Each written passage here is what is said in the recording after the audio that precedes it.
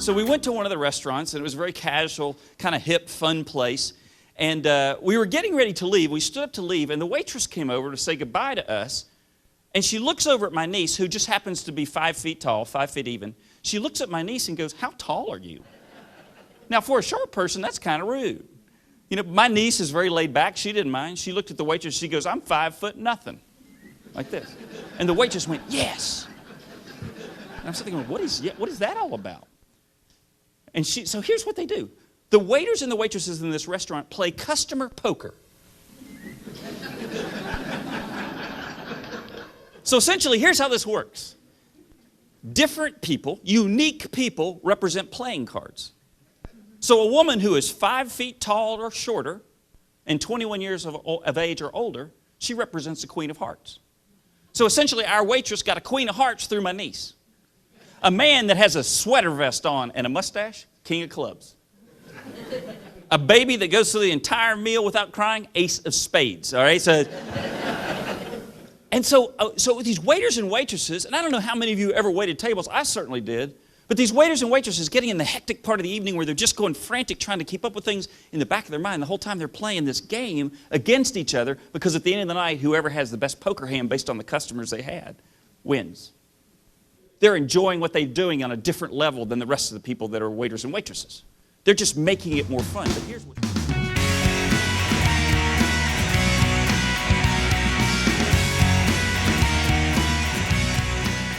Two concepts, easy as it can be because it's only 2 steps. First and foremost, seek excellence in everything you do, but then make the journey enjoyable. Always try to do a good job, but make the process fun. And here's the easiest way for me to explain this. If you ever had a boss that was really good at what he or she did, but was fun to be around, you didn't mind going to work. Because you respected them for doing a good job, but you enjoyed being around them because they were fun. It's a magic combination. And it's not one or the other. It's not about just doing a good job because then you miss some of the fun.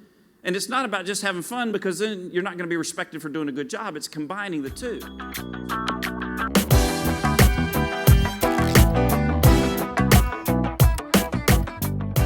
We cannot control what happens to us, but we have ultimate control over how we deal with it.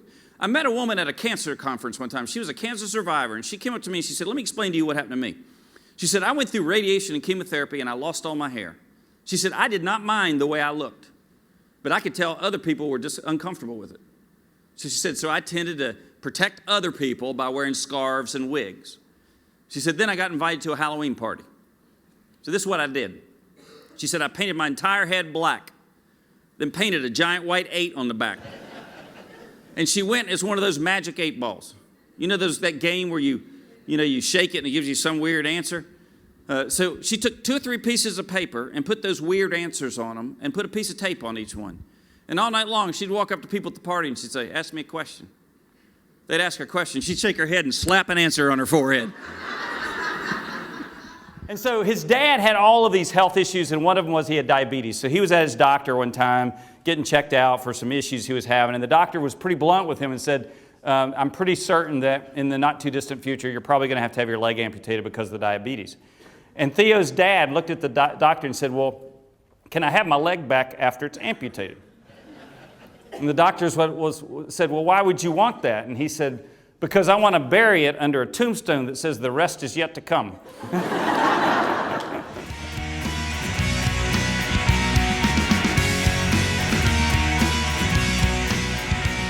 My first job was in hospice care. I am a hospice social worker by training. I got my social work degree, went right into hospice care. I was 25 years old when I went into that job. So I was the youngest person in my organization. So imagine this. I'm 25 years old, and I believe this is a great gift. I was given the privilege of sitting by the bedside of people who are at the end of their lives.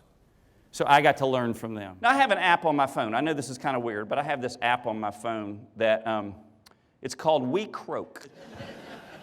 There's a Buddhist philosophy that says if 5 times a day you are reminded that you would one day die, you would live differently. So 5 times a day, I get a little alert on my phone, and it pops up and says, "Don't forget you're going to die."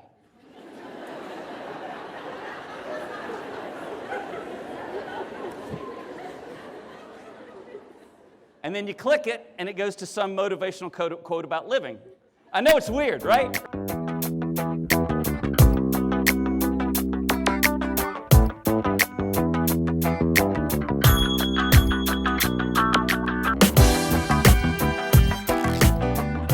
Did you read this recently? A couple of years ago, there was a children's hospital down in Tampa, Florida, that hired window washers dressed as superheroes. They didn't have the normal maintenance outfit on. They came Superman, Batman, Spider-Man at a children's hospital. And the picture in the paper was priceless. There's a little girl in her hospital bed, and she's got this big grin on her face because she's looking through the window. Spider-Man's washing her window. And I thought, what a gift to those children. You change one little part of the process, totally change the impact on those children. And then I thought, you also totally change the impact on that window washer. Because, that's not a high-paying job. He probably doesn't get a lot of respect, And yet one day, like after an experience like that, he goes home. His wife says, how was work today? He says, today, I was Batman.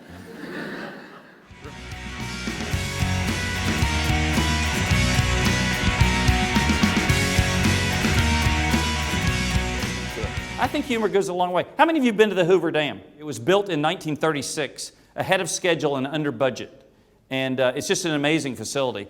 And we were out there for vacation one time. We went in the side door, and now I'm trying to figure out where to go to get the tickets for the tour. And I see this woman sitting over there in the corner, and she's working on a computer, and I just told my wife, I'll go ask her. So I walk over there. I don't want to interrupt her. She seems to be working. But I go up to the desk, and I just stood there politely, expecting her to acknowledge me. She does not. So I wait there for a second or two, and then I just went, and she looked up at me, and she says, do you want to go on the damn tour? I wasn't expecting that. I said, pardon me? She said, do you want a ticket for the damn tour?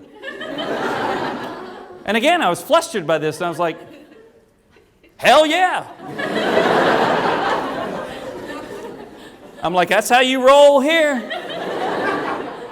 Damn straight I want a ticket. But it was just their little joke. So if you've ever been on a tour where you have that one person who wants more information than anybody else, and they just ask a billion questions, and it makes the tour take like twice as long. So if somebody like that's on the tour and they tend to wander off looking at something, at the Hoover Dam, the tour guide will go, get back on the damn tour. And everybody laughs. And it's just a funny thing. And I thought they're using one word slightly differently, and it makes a big difference in how our experience is. It brings us together. The humor is healing in many ways.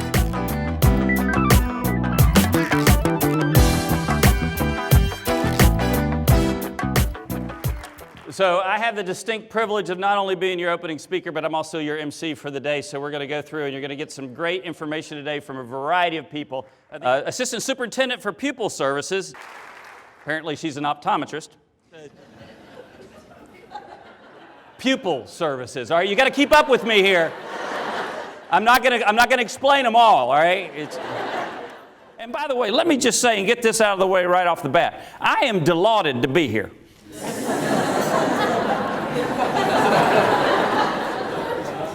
Oh, it's going to go on all day. You just got to... But I got here a little early. I was in the bathroom when the person was putting on the Chick-fil-A cow costume. Utterly ridiculous. She kept referring to the BHU, Behavioral Health Unit. That's just funny to me because my first job out of college was working for a behavioral medicine unit at UVA. So that would have been the BMU. That sounds like just a terrible college, doesn't it? Yeah, I attended BMU. We were number 2 in the country. I